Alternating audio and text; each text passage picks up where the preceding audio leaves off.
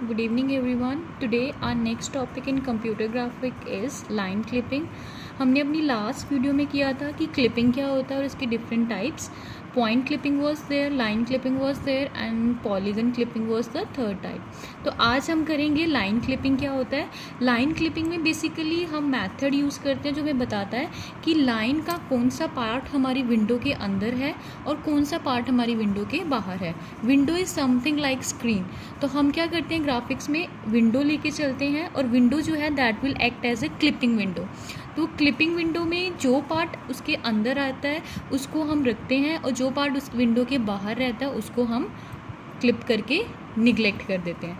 तो line clipping में हम क्या करेंगे, हम लाइन के बारे में बात कर रहे हैं तो लाइन का कौन सा पोर्शन उसके अंदर है और कौन सा पोर्शन उसके बाहर है ये चेक करेंगे.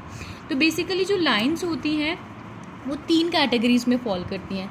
या तो वो लाइन हमें विजिबल होगी या हमें वो नहीं विजिबल होगी या फिर हम उसका क्लिपिंग केस फॉलो करेंगे.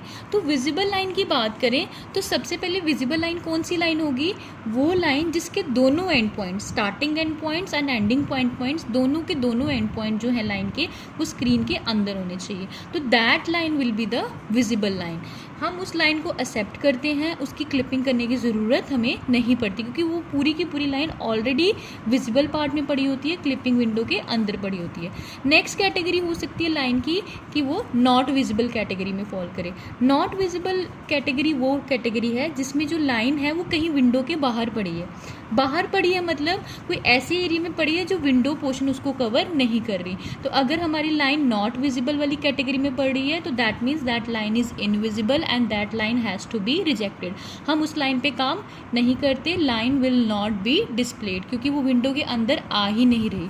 देन थर्ड कैटेगरी लाइंस की क्या होती है, हम उसके क्लिपिंग केस फॉलो करें. अब अगर हम क्लिपिंग केस की बात करें तो हमारे पास डिफरेंट स्टेप्स हैं. अभी क्लिपिंग केस जो है हम डिटेल में आगे Cohen Sutherland line clipping algorithm है, that is the algorithm which is use for clipping. तो हम बेसिकली आज की वीडियो में जो मेन टॉपिक कवर करेंगे that is Cohen Sutherland line clipping algorithm. यही एल्गोरिदम हम यूज़ करते हैं लाइन को क्लिप करने के लिए. तो इससे पहले एल्गोरिदम में जाने से पहले जो टॉपिक है कि हम क्या करते हैं, जो भी Cohen Sutherland line clipping algorithm क्या कहता है, जो हमारी स्क्रीन है that is divided into 9 region. Screen को हमने 9 रीजन में डिवाइड कर दिया फ्रॉम रीजन 1 2 3 4 5 6 7 8 एंड 9. 9 रीजन्स में हम स्क्रीन को डिवाइड करते हैं और हर एक स्क्रीन जो है उसका एक बिट कोड होता है. बिट कोड बेसिकली बनता कैसे है, that is the combination of these 4 bit. हर एक बिट जो होगा, बिट कोड होगा, वो 4 बिट का होता है. 4 बिट का बिट कोड जो है that is a combination of top bottom right and left. Top bottom right left जो 4 पैरामीटर्स हैं इनको कंबाइन करके ये 4 बिट का बिट कोड बनेगा और ये हर एक रीजन के साथ लिंक्ड रहता है. अगर मैं एग्जांपल के तौर पे देखूं तो मेरे पास अगर रीजन 1 के बिट कोड की बात करूं तो रीजन 1 कहाँ पर है हमारा, टॉप मोस्ट पे. टॉप मोस्ट पे कौन सी लोकेशन पड़ा है, लेफ्ट साइड. तो इसका बिट कोड कैसे फाइंड आउट करेंगे, सबसे पहले टॉप चेक करेंगे क्या मेरा रीजन 1 टॉप पे पड़ा है, तो yes it is resided in the top. अब मैं देखूँ बॉटम पे, जो चीज़ टॉप पे पड़ी हो बॉटम पे तो पड़ी नहीं हो सकती, तो it will B 0. Now right, क्या मेरा रीजन 1 राइट साइड है या लेफ्ट साइड है, it is in the left side. तो राइट इसका क्या होगा 0 और रीजन 1 किस साइड पड़ा हुआ है, स्क्रीन की left side, it will be 1. तो this is a way how we find the bit code of particular region. तो मैंने अभी रीजन 1 का निकाला. देन नेक्स्ट सिमिलरली अगर हम बिट कोड रीजन 2 से 9 का फाइंड आउट करने की कोशिश करेंगे इसी प्रोसीजर से, तो रीजन 2 का आएगा 1 ट्रिपल टाइम 0. रीजन 3 का आएगा 1 0 1 0. रीजन 4 का आएगा 3 टाइम 0 1. रीजन 5 का ट्रिपल 4 टाइम 0 क्योंकि रीजन 5 जो है that is in the centre. तो सेंटर पे जो चीज़ पड़ी हुई है ना वो टॉप पे है ना वो बॉटम पे है ना वो लेफ्ट पे है ना राइट पे है, तो सेंटर जो है रीजन 5 है इसलिए उसका आया bit code completely 0. Then region 6 का है 0 0 1 0. देन रीजन 7 का 0 1 0 1. Region 8 0 1 0 0 and last is region 9 that is 0 1 1 0. तो इसी जिस प्रोसीजर से मैंने रीजन 1 का निकाला उसी प्रोसीजर से हमने बाकी रीजन्स का भी निकाल सकते हैं. तो अब नेक्स्ट क्या है, हमारे पास स्टेप्स हैं कॉन सूदरलैंड के. तो सबसे पहले स्टेप 1 क्या कहता है, स्पेशली हम कौन सूत्रलैंड में स्टेपिंग पे बेस्ड होता है। तो स्टेप 1 जो है दैट विल टेल, सबसे पहले हम क्या करते हैं, जो भी हमारी लाइन है जिसकी हमने क्लिपिंग करनी है that is in the clipping window. तो जो भी लाइन है, line is always a combination of 2 end points. For example this is A and this is B. जो भी लाइन है 2 एंड पॉइंट्स के कम्बिनेशन से ही बनेगी, सिंगल पॉइंट कभी भी लाइन की फॉर्मेशन नहीं करता। तो जो भी 2 एंड पॉइंट्स होंगे, स्टेप 1 क्या कहता है कौन सूत्रलैंड लाइन क्लिपिंग एल्गोरिदम का, और ये वही स्टेप्स हैं जो हमने स्टार्टिंग में डिस्कस करे थे क्लिपिंग के। तो स्टेप 1 जो है वो कहता है कि पहले हमने 4 बिट कोड लाइन के दोनों एंड पॉइंट्स का निकालना है। अभी मैंने रीजन्स की डिस्कशन करी है, तो रीजन्स में यही बताया कि पॉइंट किस रीजन पे पड़ा है। फॉर एग्जांपल हो सकता है ये रीजन 3 में पड़ा हुआ है और ये रीजन 6 पे पड़ा हुआ है, तो रीजन वाइज हमने अलग अलग इनके बिट कोड निकालने हैं। तो सबसे पहले हम लाइन के दोनों एंड पॉइंट्स के बिट कोड निकालेंगे। जैसे ही हमने बिट कोड निकाल लिए, तो अगर हमारे 4 बिट कोड दोनों लाइंस के जो बिट कोड आए हैं वो दोनों के दोनों अगर कम्प्लीटली ज़ीरो आ जाते हैं, तो इसका क्या मतलब है कि जो लाइन है वो हमारी क्लिपिंग विंडो के अंदर ही पड़ी है। क्लिपिंग विंडो के अंदर जो लाइन पड़ी है तो उस लाइन को हम क्लिप नहीं करते, that line is accepted and there is no clipping procedure is required. So this is all about step 1। And step 2 क्या कहता है, पहला स्टेप है कि दोनों ही 0 0 हो। स्टेप 2 क्या कहता है कि उसमें से एक एंड पॉइंट तो 0 आ रहा है, एक पॉइंट का बिट कोड जो है वो 0 आ रहा है कम्प्लीटली, और दूसरे एंड पॉइंट का बिट कोड 0 नहीं आ रहा। अगर ऐसा केस आ जाता है तो उसका क्या मतलब है कि लाइन का कुछ पोर्शन जो है वो हमें विंडो के अंदर दिख रहा है, वो विजिबल पोर्शन है, और कुछ पोर्शन जो है वो विजिबल पार्ट में नहीं है, वो हमें नहीं दिख रहा। तो अगर हमें लाइन का कुछ पोर्शन, ये एग्जाम्पल ऐसे ले सकते हैं हम कि कुछ पोर्शन जो है लाइन का अंदर है और कुछ पोर्शन लाइन का बाहर है, कुछ पोर्शन हमें दिख रहा है, कुछ पोर्शन नहीं दिख रहा। ये है कम्प्लीटली इनसाइड वाला स्टेप 1।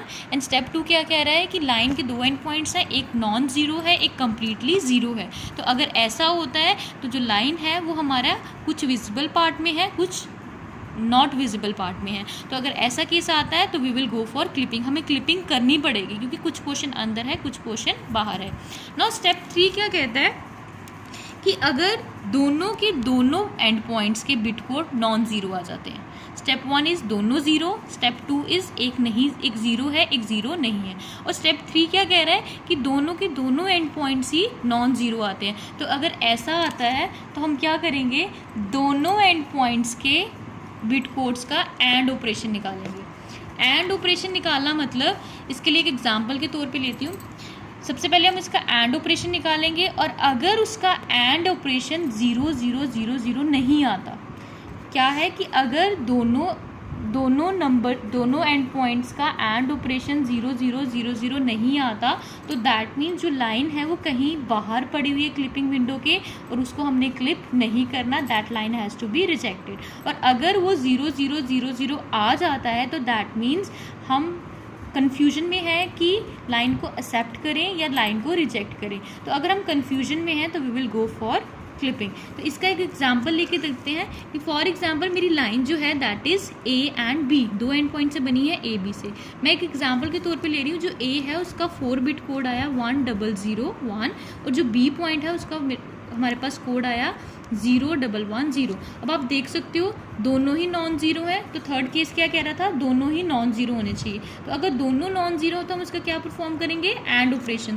तो एंड ऑपरेशन क्या होता है, 0 1 0 0 1 0 0 1 0 एंड 0 1 0। तो हमारे पास क्या आया, उनका एंड ऑपरेशन का रिजल्ट क्या आया, 0 0 0 0। तो अभी मैंने बात करी कि अगर उनका रिजल्ट 0 0 0 0 आ जाता है तो हम कन्फ्यूजन केस में होते हैं कि क्या लाइन एक्सेप्ट करें या रिजेक्ट करें। तो इस केस में हमने क्लिपिंग करनी है। और इसी का एक अनदर एग्जांपल लेके देखते हैं कि एक दोनों लाइन के एंड पॉइंट्स का जो बिट कोड है दैट इज़ नॉन ज़ीरो, पर जब मैंने इसका एंड ऑपरेशन परफॉर्म करा तो हमारे पास आंसर क्या आया, 1001। तो अगेन जो रिजल्ट आया दैट इज़ नॉट 0 0 0 0। तो इस केस में क्या कह रहा है कि अगर आपका एंड ऑपरेशन का रिजल्ट 4 टाइम 0 नहीं आता तो जो लाइन है दैट इज़ कम्प्लीटली आउटसाइड और हम इसको रिजेक्ट करेंगे। इस केस में we will go for clipping. तो this is all about step 3। अब नेक्स्ट क्या करते हैं, स्टेप में हम लाइन के चारों तरफ से विंडो जो है उसके चारों तरफ से लाइन किस किस तरह से इंटरसेक्ट कर रही है, उसके हमारे पास स्टैंडर्ड इक्वेशंस अवेलेबल हैं। तो उनकी इक्वेशंस के अकॉर्डिंग अभी गो थ्रू कर लेते हैं कि अगर हमने लाइन जो है वो लेफ़्ट साइड से इंटरसेक्ट कर रही है, जस्ट लाइक दिस, लाइन जो है वो लेफ़्ट साइड से इंटरसेक्ट कर रही है, तो जो ये पॉइंट है जहाँ से उसकी इंटरसेक्शन होगी, that point will be x minimum dot comma y. तो एक्स जो एक्स मिनिमम है वो तो आपको विंडो से मिल जाएगा, क्योंकि ये जो पॉइंट होता है that is x minimum comma y minimum, और ये जो पॉइंट होता है that is x maximum comma y maximum. ठीक है, तो x मिनिमम हमें मिल जाएगा, निकालना क्या है y। तो y निकालने के लिए वी हैव अ फॉर्मूला। तो इस फॉर्मूला में आप स्लोप कैसे निकालेंगे? स्लोप निकालने के लिए हमारे पास क्या होता है, y2 minus y1 x2 minus x1। तो स्लोप यहाँ से निकल जाएगी, x मिनिमम की वैल्यू विंडो से, एंड x1 की वैल्यू आपको यहाँ से मिल जाएगी जिस पॉइंट की बात कर रहे हैं, एंड y1 भी आपको स्टार्टिंग पॉइंट मिल जाएगा। तो here we can calculate the y। वैसे ही राइट साइड से जब हमारा पॉइंट इंटरसेक्ट करेगा, राइट साइड से लाइक दिस, तो यहाँ से इंटरसेक्ट करेगा, तो ये जो पॉइंट है that will be x maximum comma y। तो x maximum comma y, x maximum की वैल्यू आपको विंडो से मिल जाएगी, तो निकालना क्या था, y। तो y निकालने का फॉर्मूला हमारे पास ये है। वैसे ही अगर लाइन आपकी टॉप से इंटरसेक्ट करती है, तो टॉप से इंटरसेक्ट करेगी, तो ये जो पॉइंट है that will be x comma y maximum. x comma y maximum में y मैक्सिमम आपको विंडो से मिल जाएगा, निकालना क्या है, x। तो x निकालने का फॉर्मूला हमारे पास ये है। वैसे ही अगर लाइन आपकी बॉटम से इंटरसेक्ट करती है, तो बॉटम से इंटरसेक्ट करने के लिए ये जो पॉइंट है that will be x comma y minimum, x comma y minimum. तो ये पॉइंट निकालने के लिए हमारे पास x की इक्वेशन क्या है, दिस वन।